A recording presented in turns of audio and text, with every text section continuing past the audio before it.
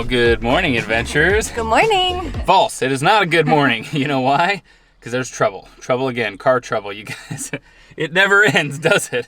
Literally one day on the road, Yeah. and our car starts acting up. If you caught our last video, you know that we made it a little bit south of Cedar Rapids, Iowa, to a town called Mount Pleasant. But it is neither mountainous, nor is it very pleasant. That was Allison's joke. I stole it, sorry. Thanks for the credit, though, Elise. Right as we pulled into town, we noticed that Chuck the truck started shifting a little bit weird, and the light on this little overdrive switch here started blinking. I had a suspicion of what it meant, but I looked it up, and it means that there's an issue with the transmission. It went into like a safe mode, so that means it just kind of shifts hard, and it tries to protect itself in case there's some kind of problem. You should be able to kind of put a code reader in and read the code from the transmission and figure out what's wrong, but I went to O'Reilly's, they can't do it, so you have to go to a mechanic that has like the proper tool to read these codes. So that's where we're off to today, to figure out what the heck is actually wrong with this friggin' transmission. And hopefully it's absolutely nothing and they reset it and we're back on the road. Otherwise, we are stuck in Iowa with no vehicle in a very small town. Yeah, Mount Pleasant, Iowa is gonna be our home for a while. That's honestly just the start of the problems. There are more, in true endless adventure fashion. Yeah, the minute we hit the road, the problems just rolled in. All right, anyways, we gotta figure out what the problem actually is with this transmission. If you know anything about transmissions, it's usually really expensive. Yeah. But it still runs.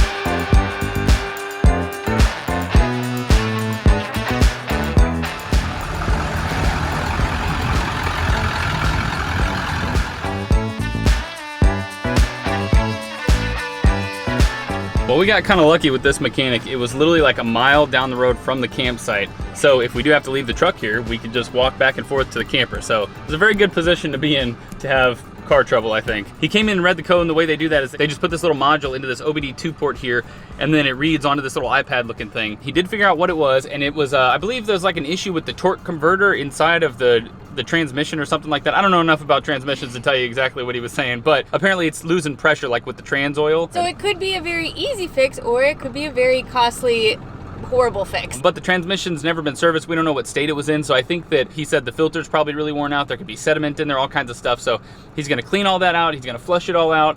And since the thing's driving right now, I mean, that means there's not some catastrophic problem. So I think it's gonna be okay once he just kind of does a little maintenance on it. Yeah, he did give us the all clear to drive around town. So I think we're gonna drop this off first thing tomorrow morning. In the meantime, I think we're gonna go to the store and stock up because we won't have a vehicle. This is the drawback to having only one vehicle when you're traveling the country. Yeah, we literally were just talking about going and buying a scooter and putting it in the back of this thing so that we just have a way out if this thing ever breaks down again. Yeah, you guys know that's the thing we love most about Clementine and Ruby is that if one breaks, we got another vehicle. And hopefully he doesn't find some bigger issue because he might have to have this vehicle here for a long time and might charge us a lot of money. So stay tuned to see how happy or upset we are by the end of this video.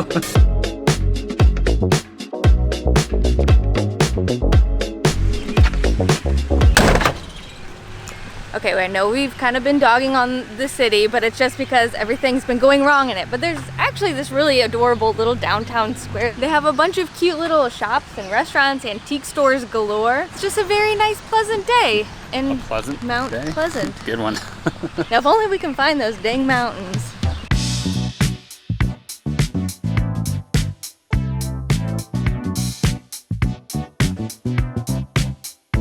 All right, even though we might be stranded in Iowa, we're trying to make the most of it and have some fun. So we popped into this adorable little cafe called the Central Park Coffee Company to get some lunch. And when we were checking out, I saw this little thing. It said Dutch letter bites. Turns out this is kind of from Iowa. So Dutch immigrants came here and they started making this. Normally this pastry is in the shape of your surname, or in the States it's usually in a big S shape, but they chopped this one up. But there should be some almond paste in here, and it's flaky and buttery and sugary. I think it's a one biter. You want me to eat this whole thing in one bite? Yeah.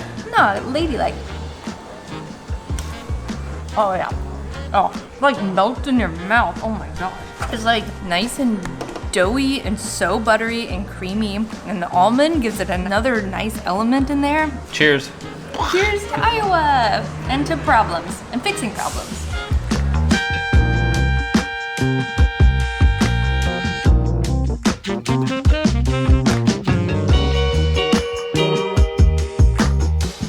guys, check out this awesome little camera we found. This is from the 1970s, and they have the original box, the original instructions. They got flash cubes in here, original film. We were wondering if this film is so good, and it says right there, developed before October 1978. So, just like a few months past its prime. oh man, is this thing rad or what? They don't make them like this anymore, man. Whew. Are you a little antique store cat? Yeah, yeah. What a sweet little kitty.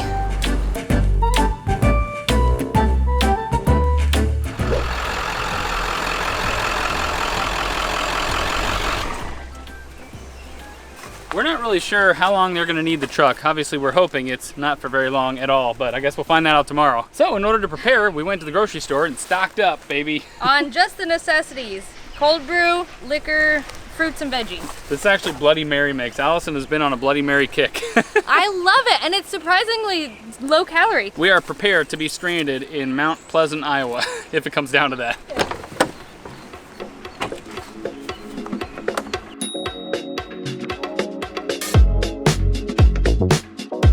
Well, good morning, y'all. Morning. It's actually off to a bit of a rocky start. We were supposed to be here to drop off the truck like at 7:30 a.m. Allison set her alarm. But I didn't turn my volume up on my phone, so classic. it was going off for an hour. And it was like in the movies where I wake up and it was like, Kevin! Oh shoot, run! It was like one particular movie. You guys know the movie, you know, you get it.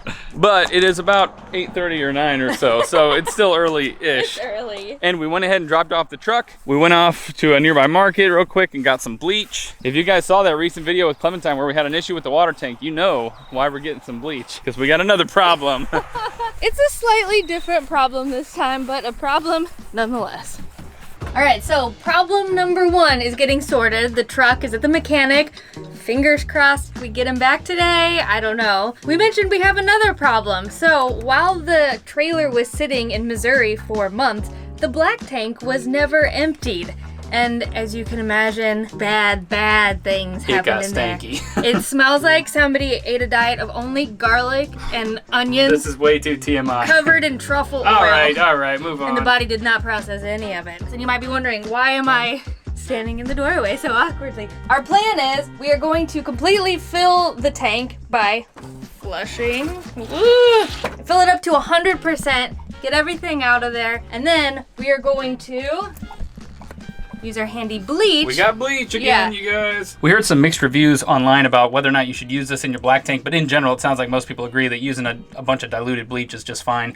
And obviously, we're gonna rinse it many, many times. You rinse it until the bleach smell is gone, and I think that's really the key. But I'm confident in this. I wanna get that stuff clean, baby. So this is what we're going with. It smells very toxic in there. We are going to do about 10 minutes with a couple cups of bleach. That's what the internet is telling us. And Flush the internet again. is never wrong, is it? Never ever wrong. Or I don't know. From here on out, we will be putting in our nice biopacks. It acts like it'll get rid of odors and stuff, but it did not get rid of this odor. So we're going with the hard stuff, baby. So last time we bleached one of our tanks, y'all got pretty frustrated with us because we did not take enough precautions. Well, this time we're breaking out the hazmat suit. Look at this thing, coming in clutch twice now. Here, don't forget your protective eyewear. Oh yeah. This is super protective. It's rated for bleach. Look, zip it up to here. I really just wanted her to get in this again because she looks so stupid in it. I feel so stupid. It's so like, I could not imagine doing anything constructive in this. It is like a sweat box. There you go. All right, so I don't think we need a lot of this. Just like, I think that should do it. So you put on all this and did all that just to dump it right there? Yeah. Okay. Protection, safety, kids.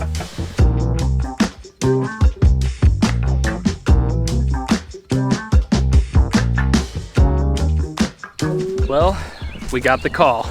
The truck is ready, you guys. Yes. There's actually some extra stuff that they had to end up doing to it that we'll have to cue you guys in on later once we pick it up. But all right, feeling pretty good, all right? Hopefully our transmission doesn't actually have some kind of catastrophic failure going forward. All we actually got was just a single text saying your truck is ready. So we don't know if it's like ready to be taken to the dump or impounded or something, or like it's just a total loss, but we're gonna walk over there and see what they're thinking.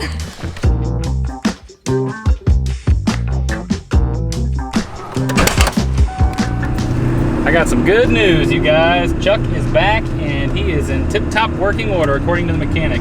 He actually ended up just doing a transmission oil flush. He looked into all the different seals and everything. He said everything looks good. He actually looked at the differentials. He looked at all the ball joints. He actually said that our serpentine belt was completely wore out. I didn't even notice it, so he put a brand new one of those on. Man, they really took care of us there. They were super nice too. Oh shit. I'm trying to subtly tell Eric he's missing our turn. I was supposed to turn right there, but I'm not paying attention. He's not. It's hard to talk to you guys and pay attention to the road at the same time. It's hard for me to pay attention to any two things at once. I was about to say, I think that might be a you problem. Come on. Basically, he said just drive it around all day tomorrow, get some miles on it, and then we can bring it back. He'll look over it one more time. We also took a quick pit stop to O'Reilly's and I got some tube to finally fix our friggin' diesel tank, you guys. We started this video telling you we have a few problems. You've seen two of the problems. We have a third one that is a little bit harder to fix than all these other problems. I didn't think it would be, but apparently it's the worst of all of them. That's all.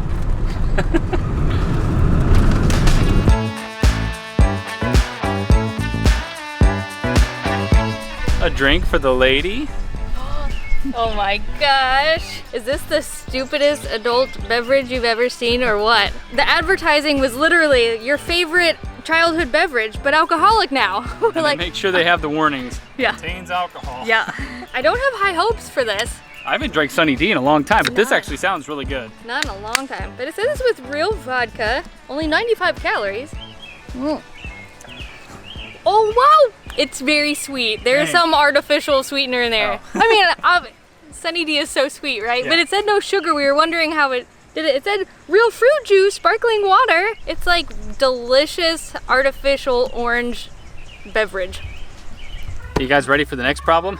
Well, the problem is that our water heater is friggin' broken. We went to turn on our hot water and we had a big fat leak draining right out of here. From the inner workings of the unit, it was leaking out, so that's no good. The unit actually still works, but clearly we can't have water just like dripping out of there. You can see it's already kind of corroded the inside there, so that's no good. What are the options to fix this? I've actually deduced that it's this water flow sensor. It looks a little bit like this. It's this little sleeve that sits between the water inflow. Because it's on demand, you turn on the water, it turns on. And this sensor is what figures all that out. However, it is made of plastic and they are known to break, and I guess we winterized this thing, but apparently we didn't winterize it properly because it must have broke when it got too cold. It looks pretty hard to replace too. It's really deep in there.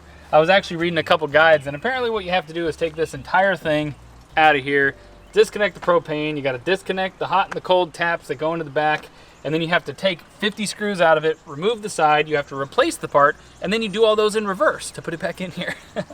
Am I going to do all that? Not in this video. We actually had an appointment scheduled for somebody to fix this, but then the truck broke down and now we're all behind schedule, and so I don't know. Yeah, we've been stranded here for like a week. We meant to leave like 5 days ago. But nobody would even look at the truck for a day, and then it took another day to get in, and I don't know. It's been a shame, but we're trying to stay in positive spirits. You know, we've just been catching up on stuff. You know, we've been fixing some of the different issues on the Black Series. But this one is going to have to be saved for another day, and in the meantime, we're just gonna have to be really stinky because we can't take hot showers. No, this campsite has a shower, but but if we go off grid, which I want to, dang it. I know in our last video, a lot of you guys were saying like, this Black Series has so many issues. It really doesn't, I promise. You know, I was actually gonna say this to you guys because we show all the little issues we have, but what we never really show, I mean, we showed it kind of when we did the tour of the thing, but there are tons of things on this that are just high quality, heavy duty, they just work. I feel like every RV is like this. You always have little things that just break along the way that you just have to fix. It's like a house, you know? But overall, we're really happy with it. I love this thing. It's pretty much indestructible, okay? That's all. Time to eat.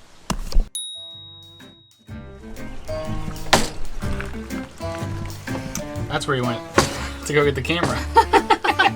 What's happening, babe?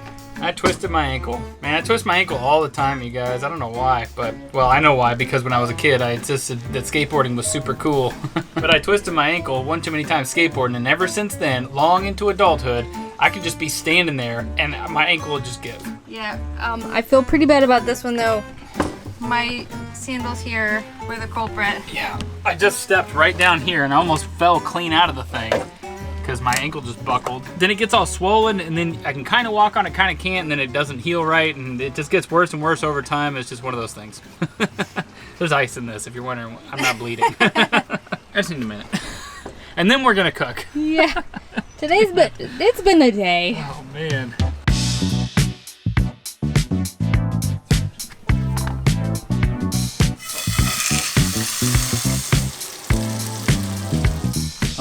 God, you guys, we made a feast. Look at this. You really pulled it out of nowhere. I was ready to make a frozen pizza, but he rallied. He got up and he made us a freaking steak. Yeah, well, my big plan was to cook all this outside on our outdoor grill, but then, you know, I twisted my ankle and I can barely walk, so I figured too much work. I gotta tell you guys, we're getting good at cooking ribeyes. Oh my gosh. I mean, it is freaking perfect. Show them the color. Oh, you mean this whole thing? Yeah, we usually cook it like a medium rare, and that is pretty much spot on, if you ask me. Woohoo! I'm so excited. This is much better than pizza. I'm very happy about this.